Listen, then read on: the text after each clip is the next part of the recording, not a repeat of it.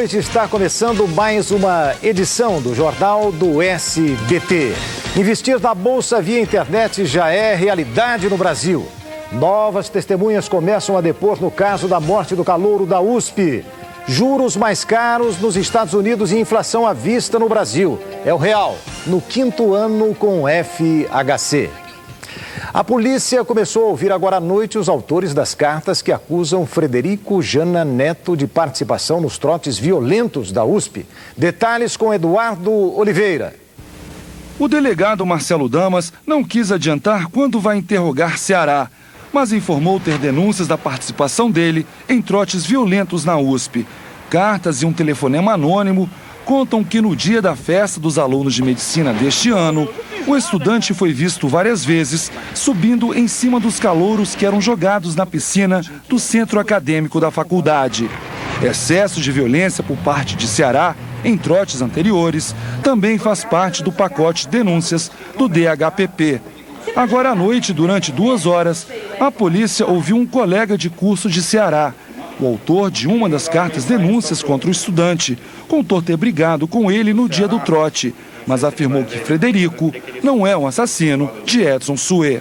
E queria fazer um apelo para essas pessoas que colocaram ele nessa situação, para que essas pessoas colocassem a mão na consciência, que elas estão acabando com a carreira de uma pessoa inocente, que pode vir a ser um excelente médico. E por que você mencionou ele na carta? É isso aí.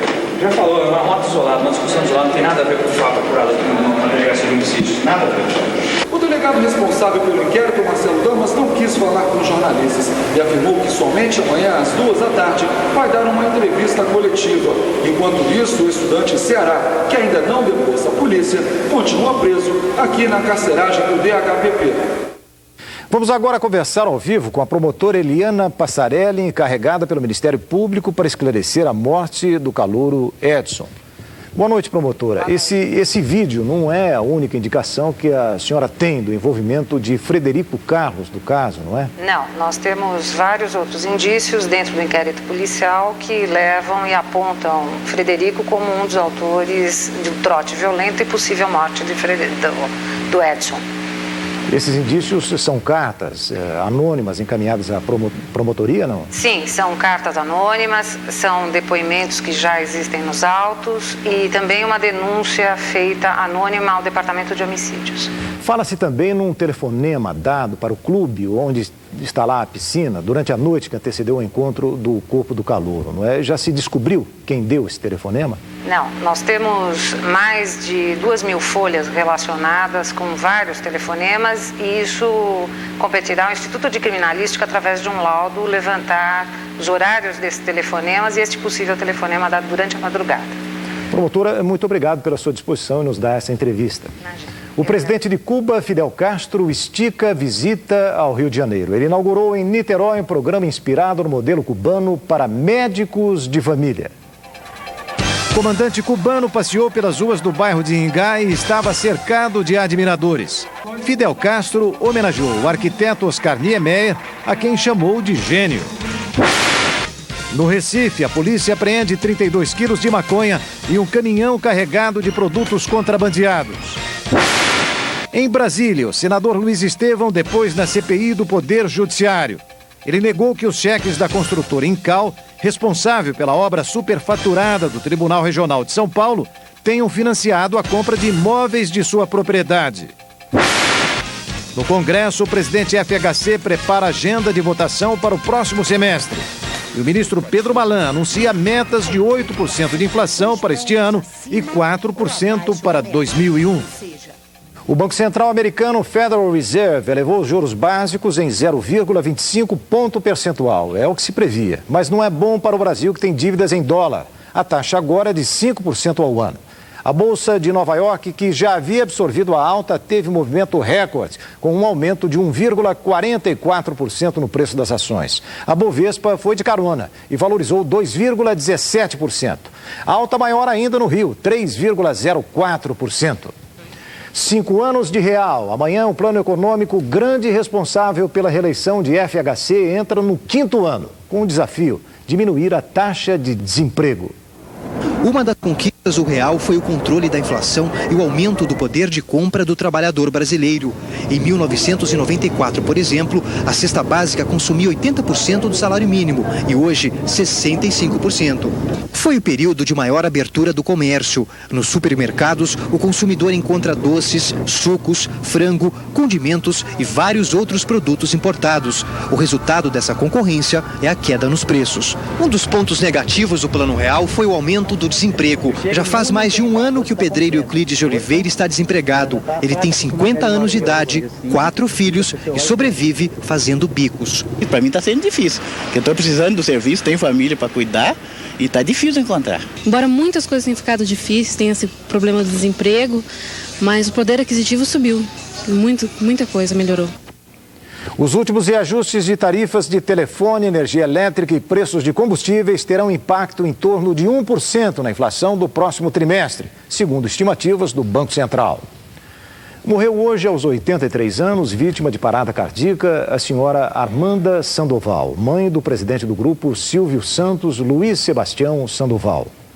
Matriarca de uma família tradicional com 5 filhos, Dona Armanda era muito querida em Leme, cidade do interior paulista, onde trabalhava com muitas crianças carentes em instituições de caridade.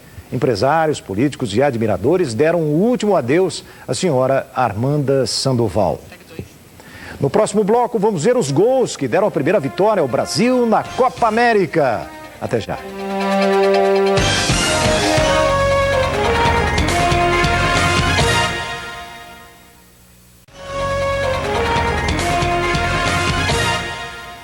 Investir na Bolsa via internet, uma maneira moderna e prática de apostar no mercado financeiro, chega ao Brasil com sucesso. O serviço já conquistou centenas de clientes em todo o país, porque quebra uma regra do mercado financeiro. Com apenas R$100, é possível apostar nas ações da Bolsa. Para negociar as ações da Bolsa de Valores de São Paulo via internet, o processo é simples e rápido. Basta entrar na página de uma das corretoras que oferecem os serviços e fazer um cadastro. O cliente só vai precisar preencher essa ficha e enviar algumas cópias de documentos para a corretora. Depois de 24 horas, se o cadastro for aprovado, eles recebem uma senha eletrônica com a qual passam a operar na Bolsa de Valores. Mas é importante que antes de fazer qualquer aplicação, eles se orientem bem para não ter qualquer tipo de prejuízo. Quem consegue levantar o maior número de informações e está mais em contato com o mercado é quem tem mais sucesso nesse tipo de investimento. Na Bolsa de Valores de Nova York, o sistema via internet movimenta 30% do volume dos negócios. No Brasil, o mercado já surpreendeu. A gente já tem em 2 meses, mais de 300 pessoas cadastradas e esse número tende a crescer assim exponencialmente cada vez mais. O perfil dos investidores virtuais é de homens entre 30 e 55 anos. Eduardo Scheder é um deles. Ficou rico? Não, rico não fiquei. Um pouco de sensação de estar jogando num cassino, né? Eu acho que você tem essa possibilidade de colocar dinheiro em algo que você está apostando que vai subir e esperar o retorno. Às vezes você pode perder. Copa América. O artilheiro Hernandes deu a vitória de 1-0 para o México contra o Chile. E o Brasil fez o que se previa. Goleou a frágil Venezuela por 7-0. Ronaldo, ainda acima do peso, marcou 2 vezes, aproveitando o rebote no contra-ataque. Amoroso também fez 2, um de presente da zaga venezuelana e o outro sem marcação nenhuma. Mas o 5º gol foi de tirar o chapéu. Ronaldinho, aliás, pôr o chapéu. Ronaldinho Gaúcho encobre o zagueiro, toca com o lado do pé e sai comemorando o primeiro gol pelo Brasil. Enchentes no Japão, incêndio na Coreia e atentados na Alemanha. O mundo em 30 segundos. Enchentes e desmoronamentos matam 27 pessoas no Japão. As chuvas que atingem o sudeste do país destruíram casas e interromperam os voos na região. Falha elétrica pode ter provocado um incêndio que matou 23 crianças em uma colônia de férias na Coreia do Sul. A maioria das crianças tinha apenas 6 anos. Curdos atacam comerciantes turcos na Alemanha. Os atentados foram em protesto contra a pena de morte para o terrorista Abdullah Öcalan.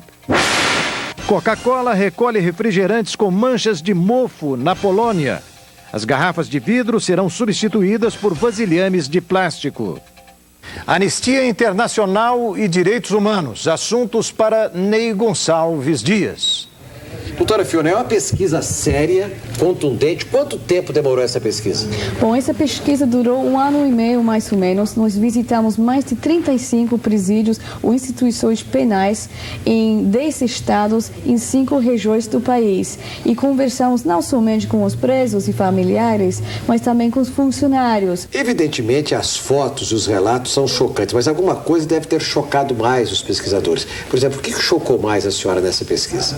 É muito chocante de descobrir esse nível de violência e insegurança nos presídios. Tem muitos onde o nível de violência está elevado e os presos têm muito medo mesmo de morrer dentro do presídio ou dentro da delegacia. Mas a gente verifica aqui, no documento da Anistia Internacional, Brasil, aqui ninguém dorme sossegado, doutora Fiona, que existe uma luz no fundo do túnel de alguns setores da vida prisional e carcerária aqui no Brasil que estão funcionando bem, ou pelo menos estão encaminhados para uma solução dos problemas, estão funcionando com a credibilidade. Quais são? Que estados estão?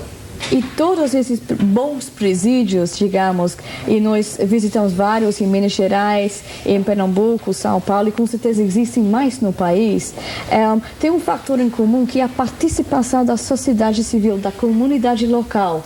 O que significa o quê? Que a comunidade local está de olho do que está acontecendo lá no presídio. Então, isso dá uma garantia muito poderosa contra abusos e contra a impunidade. E também esses presídios são mais baratos, porque tem a participação da sociedade civil, da comunidade, que ajuda com a educação, com oficinas de trabalho, etc. Estamos agora encerrando o Jornal do SBT. Muito obrigado pela sua atenção. Boa noite. TV Alterosa, cada vez mais perto do primeiro lugar. Assista agora. Jô Soares, 11h30. Não vá pra cama sem ele.